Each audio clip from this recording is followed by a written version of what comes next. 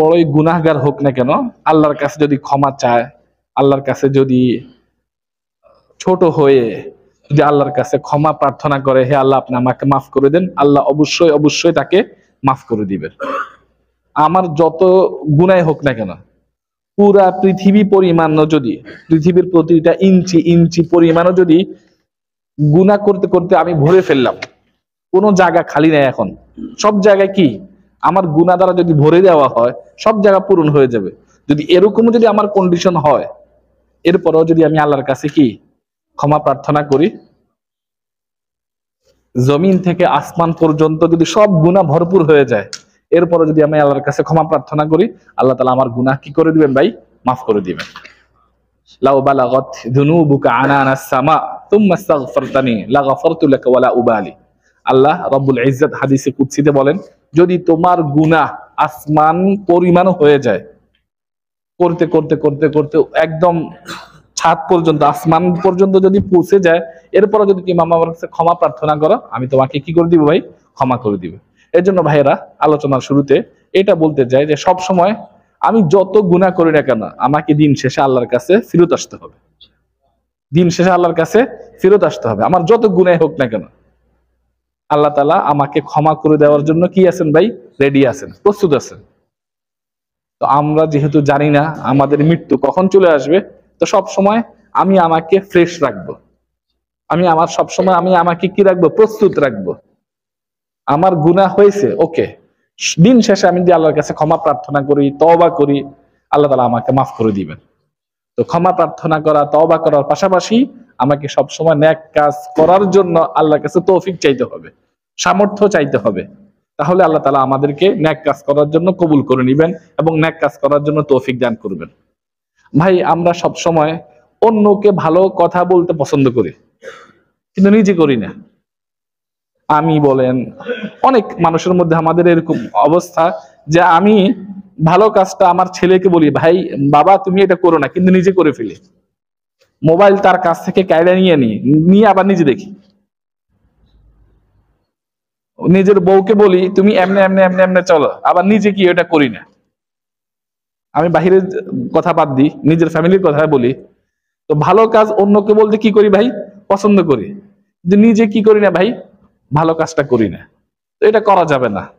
অন্যকে ভালো কাজ করতে বলা, এটা অনেক বড় ভাই ভালো কাজ। অন্যকে আল্লাহর দিকে দাওয়াত দেওয়া, রাসূল সাল্লাল্লাহু আলাইহি ওয়াসাল্লামের সুন্নাতের দিকে দাওয়াত দেওয়া, দ্বীনের দিকে দাওয়াত দেওয়া, কোরআনের দিকে দাওয়াত দেওয়া, এটা সবচেয়ে ভালো কাজ ভাই। এর চেয়ে কোনো ভালো কাজ দুনিয়াতে কি নাই। কোরআনে কারীমে আল্লাহ তাআলা বলেন, ওয়ামান আহসানু কাওলাম মিম্মান দাআ ইলাল্লাহ ওয়া আমিলা সালিহা ওয়া ক্বালা ইন্নানি মিনাল মুসলিমিন।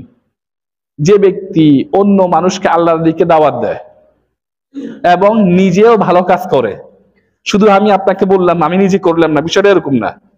আমার কথাটা তখনই সবচেয়ে ভালো কথা হবে, আমার দাওয়াতটা তখনই সবচেয়ে উত্তম দাওয়াত হবে যখন আমি নিজে করব ভাই। যখন আমি কি করব? নিজে করব। তো নিজে করার পাশাপাশি যখন আমি অন্যকে ভালো কাজের দিকে আহ্বান করব, দাওয়াত দিব, তখনই এটা হবে সবচেয়ে কি কথা ভাই? উত্তম কথা, সবচেয়ে ভালো কথা, সবচেয়ে দামি কথা। তো নিজের মধ্যে আমল কি করতে হবে ভাই? সব সময় থাকতে হবে। আমি নামাজ পড়া ভালো, এটা কি কেউ না জানার বিষয় আছে ভাই? সবাই জানি। ওয়াক্ত মতো নামাজ পড়া, এটা আমরা মুসলমান হিসেবে সবাই জানি, কিন্তু দেখা গেল সবাই আমরা করি না। তো এই জন্য আমাকে সব সময় ভালো কাজ করতে হবে, প্লাস অন্যকে ভালো কাজের দাওয়াত দিতে হবে। এটা শুধু এই দাওয়াতটা মসজিদের ইমাম সাহেব দিবেন বা কোনো একজন দাঈ ইলাল্লাহ মানে তাবলীগ করে উনি দাওয়াত দিবেন, এরকম যাতে না হয়। নামাজ পড়া ভালো কাজ যেরকম সবার জন্য জরুরি, তদ্রূপ আল্লাহর দিকে দাওয়াত দেওয়া, আল্লাহর দিকে দাওয়াত দেওয়া এটা ভাই সবার জন্য কি জরুরি। বিদায় হজের সময় রাসূল আকরাম সাল্লাল্লাহু আলাইহি ওয়াসাল্লাম সব সাহাবার উদ্দেশ্যে বয়ান করার পর, সবাইকে ওয়াজ করার পর, নসিহত করার পর লাস্টে এই কথাটা বলেছিলেন, আলা ফালইউবাল্লিগিশ শাহিদুল গায়েব। এখানে যারা তোমরা উপস্থিত আছো, বলা হয় প্রায় 10,000 সাহাবী কি করেছেন, আমার সংখ্যাটা মনে নাই, যতটুকু হোক, মানে অনেক সাহাবী বিদায় হজের মধ্যে অংশগ্রহণ করেছেন। তো আল্লাহ রাসূল সাল্লাল্লাহু আলাইহি ওয়াসাল্লাম সবাইকে লক্ষ্য করে বলেছেন যে তোমরা যারা উপস্থিত আছো আজকে এখানে, তোমরা কি করবা, তোমাদের দায়িত্ব কি, যারা অনুপস্থিত আছে তাদের কাছে আমার এই বাণীগুলো কি করবা, পৌঁছায় দিবা। কি জন্য পৌঁছায় দিবা? অনেক সময় এরকম হয় ভাই, ওস্তাদের চেয়ে ছাত্র অনেক উপরে উঠে যায় না নাকি? আমাদের দেশের মধ্যে বর্তমানে আপনারা যারা রাজনীতি সম্পর্কে জানেন, যারা উপদেষ্টা হয়েছে সবাই তো মন্ত্রী, তাই না? উপদেষ্টা সবাই মন্ত্রীর পদমর্যাদায়, এদের মধ্যে দুইজন ছাত্রও আছে, তাই না? এদের বয়স 25-26 বছর। তো দেখা গেল এদের চেয়ে অনেক যোগ্য ব্যক্তিরা কি আছে বাংলাদেশে, তাদের টিচাররা, যাদের কাছে তারা শিখছে, কিন্তু আল্লাহ তাআলা তাদেরকে কি করেছেন ভাই, সম্মান দিয়েছেন, তাদেরকে উপরে উঠাই দিচ্ছেন। এটা বাহ্যিক ভাবে আমরা এখন দেখতেছি, ঠিক আছে? মানুষের সম্মান এটা ভাই, এটার যেরকম শুরু আছে শেষও আছে। আপনি যেরকম সম্মান নিয়ে এখন আছেন, তো সম্মানের সাথে আপনাকে শেষ করতে হবে নাকি ভাই? আমি খুব সম্মান নিয়ে আপনাদের সামনে দাঁড়াইলাম, কিন্তু আমার পরিণতিটা যদি, শেষটা যদি অসম্মানের সাথে হয়, তাহলে এই সম্মানের কিন্তু কোনো কি নেই ভাই, দাম নাই। একজন ব্যক্তি মুসলমান ইসলাম ধর্ম গ্রহণ করলো, সবাই তার সাথে বুক মিলালো, এরকম বিভিন্ন জায়গায় হয়। অনেক ব্যক্তি আইসা নও মুসলিম হয়, সবাই তাকে বাহবা দেয়, সবাই তাকে মারহাবা বলে, সবাই তাকে মানে আপন করে নেয়। কিন্তু এই ব্যক্তি যদি শেষটা যদি আবার ইসলামের উপর না হয়, তাহলে কিন্তু ভাই যে সম্মানটা আল্লাহ তাআলা আপনাকে আমাকে দিয়েছেন, সেই সম্মানটা কি রাখতে হবে, ধরে রাখতে হবে। এজন্য বলা হয় আল ইবরাতু বিল খাওয়াতিম, ধর্তব্য বিষয় যেটা শেষ পরিণতিটা, শেষ পরিণতিটা আপনার কি হয় সেটা আমাকে কি করতে হবে, সবসময় খেয়াল রাখতে হবে। আমি সারা জিন্দিগি ভর দিন ইসলামের উপর ছিলাম, অন্যকে ভালো কথা বলতাম, নিজেও করতাম, কিন্তু আমার পরিণতিটা যদি কি না হয় ভাই, শেষ ভালো না হয়, শেষ ভালো যার সব ভালো তার। তো এই জন্য আমাকে কি করতে হবে ভাই, ভালো মানে আল্লাহর কাছে এইটা প্রার্থনা করতে হবে যে আল্লাহুম্মা রযুকনা হুসনাল খাতিমা, আয় আল্লাহ আমার শেষ পরিণতি যেন ভালো হয়, এই তৌফিক আপনি আমাকে দান করেন। এই জন্য ভাইয়েরা আমি যেটা বলতে চাচ্ছিলাম যে অনেক সময় দেখা যায় যে ছাত্র ওস্তাদের চেয়ে বেশি কি হয়, যোগ্যতর হয়ে যায়, যোগ্যতা সম্পূর্ণ হয়ে যায়। তো আল্লাহ রাসূল সাল্লাল্লাহু আলাইহি ওয়াসাল্লাম বলেছেন বিদায় হজে যে তোমরা যারা আমার এই বাণীগুলো শুনেছো, যারা শুনেনি তাদের কাছে তোমরা পৌঁছায় দাও। কি জন্য? কারণ কখনো কখনো এরকম হয় যে ব্যক্তি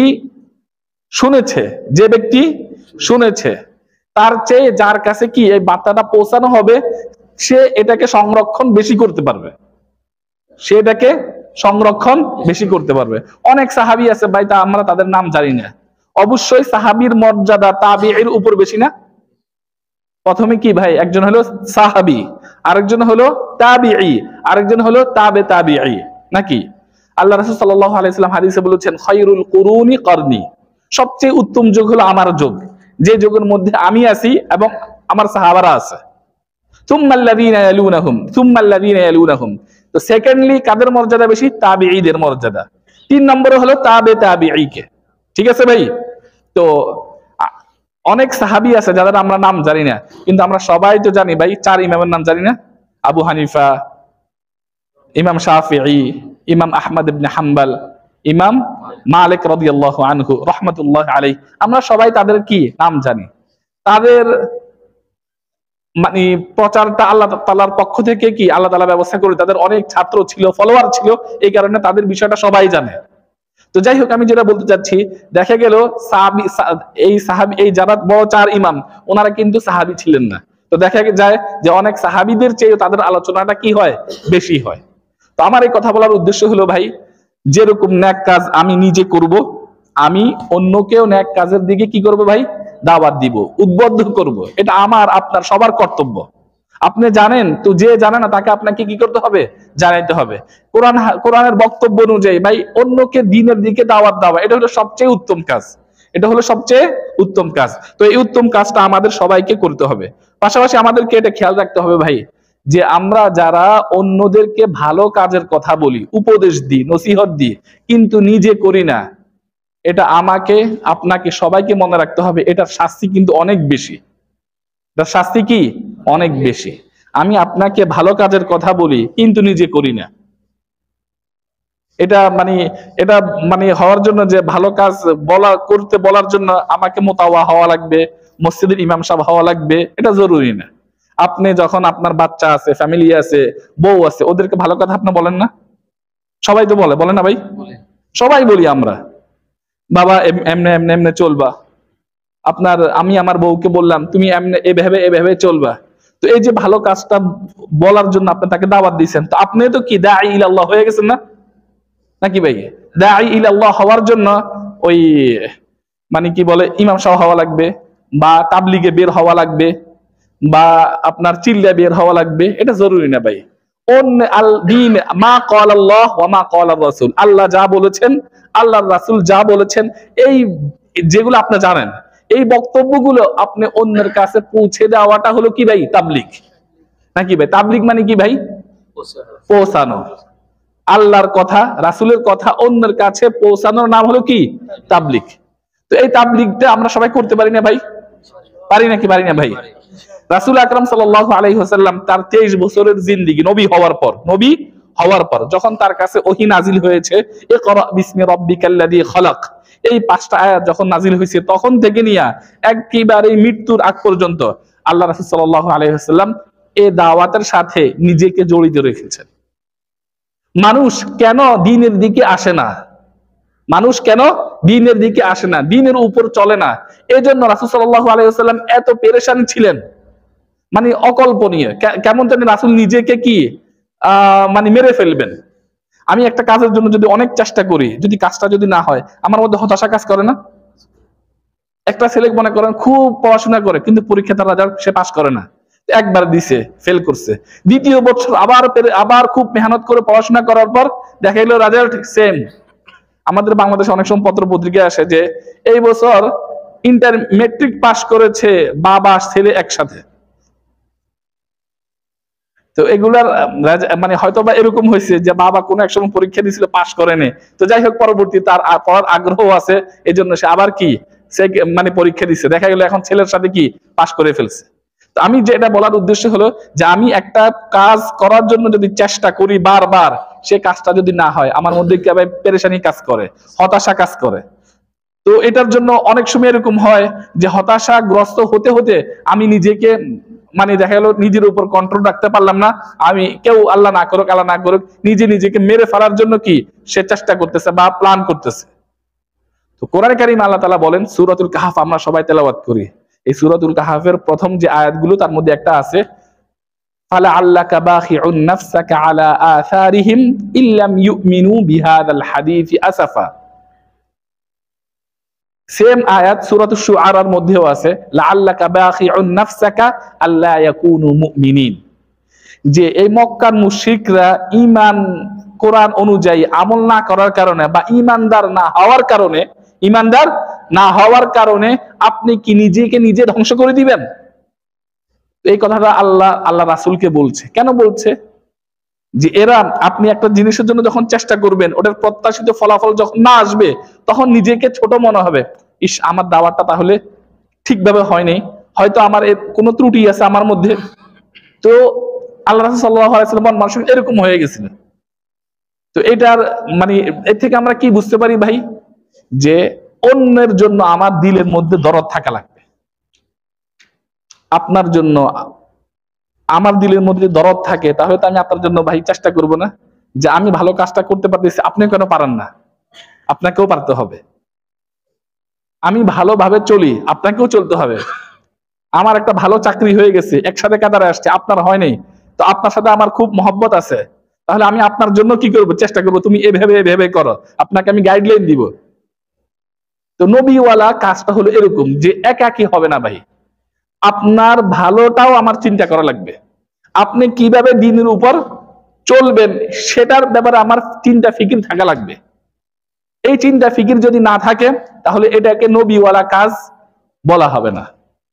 নবীওয়ালা কাজ শুধু মসজিদের মধ্যে আমরা বসে মানে আমার কাছে অন্যরা আসবে, এসে দ্বীন শিখে যাবে, আমি তাদেরকে দ্বীন শিখাবো, তাদের কাছে আমি যাব না, এটা হবে না ভাই। আমার কথা ক্লিয়ার ভাই? আমি এখানে বসে থাকবো সব সময়, আপনারা আমার কাছে আসবেন, এটা অবশ্যই ভালো কাজ। আমি এখানে বসে আছি, আপনারা আসবেন, আমার কাছ থেকে দ্বীন শিখবেন, ওকে ভালো, ফাইন। কিন্তু আরো আমাকে যেটা করতে হবে, আপনি যদি আমার কাছে না আসেন তাহলে আমি আপনার কাছে যাইতে হবে, আপনার দরজায় গিয়ে টক টক করতে হবে, আপনাকে বলতে হবে ভালো কাজটার ব্যাপারে, যে এটা আল্লাহর হুকুম, এটাকে তোমাকে করতে হবে, এটা আল্লাহর হুকুম ছেড়ে দেওয়ার, এটা তোমাকে ছেড়ে দেওয়া লাগবে। আর এটা সবচেয়ে উৎকৃষ্ট দলিল হইল ভাই, আল্লাহ রাসূল সাল্লাল্লাহু আলাইহি ওয়াসাল্লাম তায়েফে গেছেন না, উনি কি মক্কার মধ্যে বসেছিলেন? না। যদি বলতেন আমি ইন্নী রাসূলুল্লাহ, আমি আল্লাহর রাসূল, তোমরা সবাই আমার কাছে আসো, আমি শিক্ষা দিব তোমাদেরকে, উনি নিজে কারো কাছে না যাইতেন, তাহলে ও হতো। কিন্তু আল্লাহ রাসূলের জিন্দেগিটা আমাদের কাছে তো ভাই মডেল, উনি যা করেছেন সবকিছু আমাকে কি করতে হবে, আমার ফলো করতে হবে। তো আল্লাহ রাসূল সাল্লাল্লাহু আলাইহি ওয়াসাল্লাম যেরকম অন্যের কাছে গেছেন, অন্যকে দ্বীনের কথা বুঝিয়েছেন, আমাদেরকেও এভাবে ভাই, শুধু আমি আমার মানে অবস্থান জায়গার মধ্যে আমি বসে থাকবো, কেউ না আসলে আমি যদি বলি ওরা না আসলে আমি কি করব, তারা যদি না আসে মসজিদের দিকে, দ্বীনের দিকে, তা আমার এখানে কোনো দায়িত্ব নাই। আমি যদি এটা বলি তাহলে আমার দায়িত্ব পূর্ণ হবে না। আমি যদি দাবি করে থাকি যে আমি আল্লাহর বান্দা, রাসূলের উম্মতের একজন সদস্য, এটা যদি দাবি করে থাকি তাহলে আমি পরিপূর্ণ দাবিদার হতে পারবো না। আমাকে অবশ্যই, আমি যেরকম মসজিদের পরিবেশের মধ্যে অন্যকে শিখাই, যারা দিন থেকে বিমুখ, মসজিদের আসছে না, তাদের কাছে গিয়ে দিনের আহাম্মিয়াত, গুরুত্ব তাদেরকে বুঝিয়ে আমাদেরকে দাওয়াত দিতে হবে। ঠিক আছে ভাই? তো এই জন্য আমরা সবাই দিনের উপর যেরকম নিজে চলবো, অন্য ভাইদেরকেও দিনের উপর আসার জন্য আমাকে মেহনত করা লাগবে। এটাই হলো নবীওয়ালা কাজ, এটাই হলো নবীওয়ালা কাজ। রাসূল আকরাম সাল্লাল্লাহু আলাইহি ওয়াসাল্লাম তার জিন্দেগি ভর সব সময় অন্যরা ভালো চলুক, উম্মতের সকল সদস্য ইসলামের উপর চলে আসুক, কোরআন হাদিস অনুযায়ী চলুক, এটা ওনার প্রত্যাশা, এটা ওনার চাওয়া পাওয়া, এবং এটা ওনার মেহনতের বিষয়বস্তু ছিল। ইয়া আইয়ুহান নাস বাল্লিগ মা উনজিলা ইলাইকা মির রাব্বিক, ইয়া আইয়ুহান নবী, ইয়া আইয়ুহার রাসূল বাল্লিগ মা উনজিলা ইলাইকা মির রাব্বিক, হে আল্লাহর রাসূল, আপনার কাছে আল্লাহর পক্ষ থেকে যা কিছু অবতীর্ণ করা হয়েছে এটা আপনি মানুষের কাছে পৌঁছায় দিন। এখন আপনি যদি আমার কাছে না আসেন, আপনি আসলে আপনার কাছে পৌঁছাইলাম, একটা তরিকা হইলো। যদি না আসেন তাহলে আপনার কাছে পৌঁছাবো কিভাবে ভাই? আমাকে যাইতে হবে নাকি ভাই? আপনি আমার কাছে যদি, আপনার কাছে একটা মোবাইলে আমি হোয়াটসঅ্যাপ মেসেজ করে দিলাম, ঠিক আছে, আপনার মোবাইলে যদি সিন না হয়, সিন হলে তো এটা কি নীল হয়ে যায় নাকি গ্রিন, নীল হয়ে যায় তাই না, নাকি দুইটা দাগ উঠে যায়, তাহলে বুঝলাম যে উনি মেসেজটা কি দেখছে। যদি উনি না দেখে, আমার খুব জরুরি, তাহলে আমি ডাইরেক্ট ওনার কাছে কল দিয়ে দিই, ভাই আমাকে এখন আপনার কাছে কি মেসেজটা পৌঁছানো লাগবে, তাহলে আমি আপনাকে কল দিয়ে দিই। তো যদি কল দেওয়ার ব্যবস্থা যদি না থাকে তাহলে আপনার কাছে কি যাইতে হবে তো, নাকি? তো আল্লাহ রাসূল সাল্লাল্লাহু আলাইহি সাল্লামের যুগে কোনো মোবাইল টোবাইল কিছু ছিল না, এই জন্য কি সবার কাছে কি উনি সশরীরে গিয়েছেন। তো মেইন ইম্পর্টেন্ট জিনিস যেটা হলো ভাই, আমি যেরকম নিজের দিনের উপর চলবো চেষ্টা করি সবসময়, তদ্রূপ আমার ভাইরা সবাই যাতে দিনের উপর চলে, দিনের উপর চলে এসে যায়, এজন্য আমাকে কি করতে হবে ভাই? চেষ্টা করতে হবে, এজন্য আমাকে মেহনত করতে হবে। এটাই হলো নবীওয়ালা কাজ। এই কাজের সাথে যারা নিজেদেরকে সবসময় জড়িত রেখেছেন তারাই হলো ভাই কি উম্মত, মানে কি বলে বেহতারিন উম্মত। আমরা বলি না কুনতুম খায়রা উম্মাতিন উখরিজাত লিন-নাস, তোমরা হলে সবচেয়ে উত্তম জাতি। কেন? তা'মুরুনা বিল মা'রুফ ওয়া তানহাউনা আনিল মুনকার, যে তোমরা অন্যকে ভালো কাজের আদেশ দাও আর খারাপ কাজ থেকে কি করো? নিষেধ করো। তাহলে আমরা যদি এই দায়িত্ব সঠিকভাবে পালন না করি তাহলে ভাই ভালো কাজ, মানে বেহতারিন বা সব সঠিক উম্মত, সবচেয়ে উত্তম উম্মত হওয়ার দাবিদার আমরা হতে পারি না। তো যাই হোক, আমি সর্বশেষ একটা হাদিস বলি, ইনশাআল্লাহ আলোচনা শেষ করব। আমি এই আলোচনাটা, এই হাদিসটা বলার উদ্দেশ্য হলো যে আমরা যারা ভালো কাজ করার জন্য অন্যদেরকে বলি, আমরা নিজেরাও কিন্তু কি করতে হবে ভাই? ভালো কাজ করতে হবে। শুধু বলে দিলাম আমার দায়িত্ব শেষ, এটা করা যাবে না, এটা আল্লাহর কাছে অনেক অপছন্দনীয়। ইয়া আইয়ুহাল্লাযীনা আমানু লিমা তাকুলুনা মা লা তাফআলুন, হে ঈমানদাররা, সূরাতুস সফের মধ্যে 3 নম্বর আয়াতে, লিমা তাকুলুনা মা লা তাফআলুন, হে ঈমানদাররা, তোমরা যা করো না সেটার ব্যাপারে অন্যদেরকে বলো কি জন্য? আমি আপনাকে দাওয়াত দিলাম তাহাজ্জুদ নামাজের অনেক অনেক ফজিলত, কিন্তু আমি তাহাজ্জুদ নামাজ পড়ি না ভাই। আপনাকে আমি দাওয়াত দিলাম যে তাহিয়াতুল মসজিদের অনেক ফজিলত, যখন আপনি মসজিদে ঢুকবেন 2 রাকাত নামাজ পড়বেন, কিন্তু আমি পড়ি না, আমি মসজিদে আয়েশা বসে থাকি। তাহলে আমি আপনাকে যে জিনিসগুলোর দাওয়াত দিব সেটা আমাকে কি করতে হবে, সেটা ছোট হোক। আমি বললাম কখনো মিথ্যা কথা বলা যাবে না, সবসময় সত্য কথা বলতে হবে, কিন্তু নিজেই মিথ্যা কথা বলি। তাহলে আমি যা করি না সেটার কেন তোমরা বলো? তাহলে বুঝা গেল আমি যেটা করতে পারবো না সেটা অন্যকে বলবো না। কাবুরা মাকাতান ইনদাল্লাহ আন তাকুলু মা লা তাফআলুন। আল্লাহর নিকট অনেক অপছন্দনীয়, অনেক আল্লাহ গুসা করেন কেন? যে আন তাকুলু মা লা তাফআলুন, তোমরা যা করো না সেটার কথা যদি বলো, এটা আল্লাহ তাআলা কি করেন? অনেক অপছন্দ করেন। কোরআন শরীফ আরেক আয়াত আছে সূরাতুল বাকারার মধ্যে 6 নম্বর পৃষ্ঠায়, আতামুরুনান নাসা বিল বির ওয়া তানসাউনা আনফুসাকুম, যে মানুষদেরকে ভালো কথা বলো আর নিজেদের বেলায় ভুলে যাও। ভালো কথা অনুযায়ী আমল করবো অন্যরা, আমি করব না। এটা যাতে কি না হয়, কখনো না হয়। রাসূল আকরাম সাল্লাল্লাহু আলাইহি ওয়াসাল্লাম একটা হাদিস বলেছেন, হযরত উসামা ইবনে যায়েদ রাদিয়াল্লাহু আনহু থেকে হাদিসটা বর্ণিত। উনি বলেন যে আমি রাসূল সাল্লাল্লাহু আলাইহি ওয়াসাল্লামকে বলতে শুনেছি কি, কিয়ামতের দিন একজন ব্যক্তিকে আল্লাহর সামনে উপস্থিত করা হবে, উপস্থিত করার পর তাকে জাহান্নামে নিক্ষেপ করে দেওয়া হবে। ঠিক আছে ভাই? ব্যক্তিকে আল্লাহর সামনে উপস্থিত করা হবে, নিয়ে আসা হবে, এরপর তাকে জাহান্নামে নিক্ষেপ করা হবে। জাহান্নামে নিক্ষেপ করার পর তার যে পেটের যে ভুঁড়ি আছে, পেটের যে নাড়ি ভুঁড়ি, এই নাড়ি ভুঁড়ি গুলো আলাদা হয়ে যাবে তার শরীর থেকে। জাহান্নামে নিক্ষেপ করার পর এই ভুঁড়িগুলো, নাড়ি ভুঁড়িগুলি তার শরীর থেকে কি আলাদা হয়ে যাবে। ঠিক আছে? আলাদা হওয়ার পর সে এটাকে নিয়ে কি চলতে থাকবে, হাঁটবে। জাহান্নামে যত থাকবে, যখন মানে নাড়ি ভুঁড়ি নিয়ে সে কি টানতে টানতে চলবে আর কি, যেহেতু এটা আলাদা শরীর থেকে, আপনার শরীরের ভিতরে হয়তো আপনি আরামসে যাবেন। আর যদি বাইরে থাকে আপনার এই নাড়ি ভুঁড়িটা, তাহলে এটা টাইনা চলতে হবে না। তো যাই হোক, এভাবে সে চলতে থাকবে। তো এরপরে জাহান্নামীরা যারা আছে, অন্য অন্য লোকেরা, তারা এই ব্যক্তির কাছে এসে জিজ্ঞাসা করবে, ইয়া ফুলান মালাক, তোমার কি হয়েছে? তোমার এই শাস্তিটা তোমাকে কেন আল্লাহ তাআলা দিয়েছে? আলাম তাকু তা'মুরু বিল মা'রুফ ওয়া তানহা আনিল মুনকার, তুমি কি দুনিয়াতে থাকা অবস্থায় মানুষকে ভালো কাজের আদেশ তো দিতা, খারাপ কাজ থেকে নিষেধ করতে। এই ভালো কাজটা করা সত্ত্বেও আজকে তোমার কেন পরিণতি জাহান্নামে হলো? আর কেন জাহান্নামে হওয়ার পর কেন আবার এত কঠিন শাস্তি, যে নারী বুড়ি তোমার থেকে আলাদা, তুমি এটাকে নিয়ে চলছো? বুঝছেন ভাই? ওকে।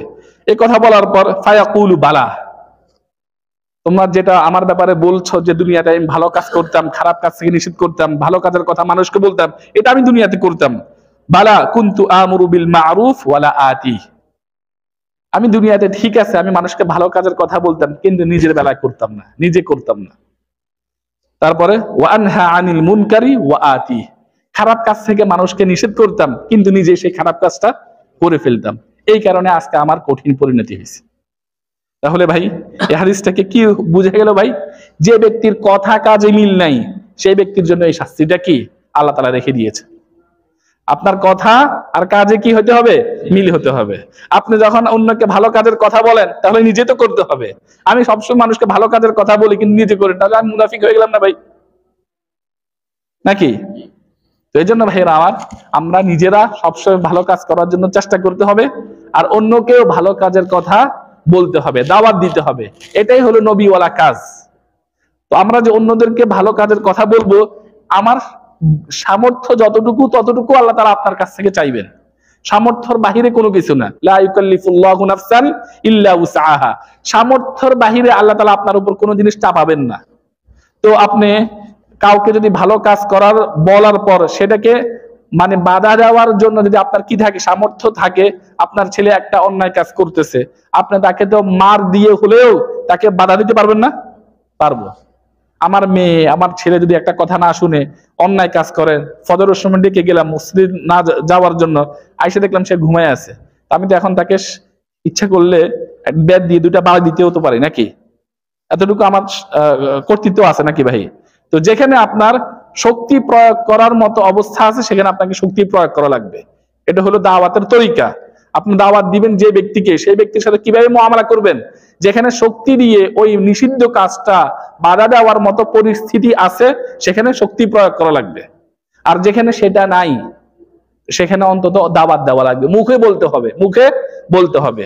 আর সেটাও যদি মুখে বলার মতো, মুখে বললে হিতে বিপরীত হবে। যদি এরকম কোন সিচুয়েশন হয়, আপনার মুদির সে খারাপ কাজ করতেছে, সিগারেট খাচ্ছে আপনার সামনে, আপনি তাকে দেখালো বলার মতো কি সেই পরিস্থিতি নাই, তাহলে অন্তত অন্তর দ্বারা সেটাকে কি করা লাগবে ভাই? ঘৃণা করা লাগবে। যদি এই অন্তর দ্বারা ঘৃণা না করি, তাহলে ভাই ইমানের ভিতরে, গণ্ডির ভিতরে আমরা থাকতে পারবো না। আমরা রাস্তা দিয়ে যখন চলি কত খারাপ কাজ দেখি, কিন্তু অপছন্দ করি না। তো অপছন্দ তো করার অর্থ হবে আমি ওইদিকে তাকাবো না। দেখা গেল খারাপ কাজটা হচ্ছে, আমি তাকাই আছি, তাহলে তো আমি খুব পছন্দ করছি, সেটা তো বোঝা যাবে না নাকি ভাই? মানে অপছন্দ আমি করি, এটার মানে আলামত আমার মধ্যে জাহের হওয়া লাগবে। যদি আলামত যদি আমার মধ্যে জাহের না হয়, তাহলে ভাই হাদিসের বক্তব্য অনুযায়ী আমি ইমানের গণ্ডির মধ্যে থাকতে পারবো, আমার বাহির হয়ে যেতে হবে আমাকে। এই জন্য ভাইয়েরা আমার, এটা খুব মানে সেন্সিটিভ বিষয়, খুবই গুরুত্বপূর্ণ বিষয়, স্পর্শকাতর বিষয়। ইমানদার হওয়ার জন্য একবারে সবচেয়ে নিম্ন দরজার, যদি আমি ইমানদার দাবি করতে চাই, খারাপ কাজ যখন আমি দেখব, সেটাকে বাধা দেওয়ার তিনটা তরিকা: হয় হাত দিয়ে বাধা দিব, মানে শক্তি প্রয়োগ করব, আর না হয় লিসান দ্বারা আমি তাকে দাওয়াত দিব, আর সেটাও যদি সম্ভব না হয়, অন্তত আমাকে কি করতে হবে ভাই? অন্তর দ্বারা ঘৃণা করতে হবে, এই কাজটার প্রতি ঘৃণা থাকতে হবে।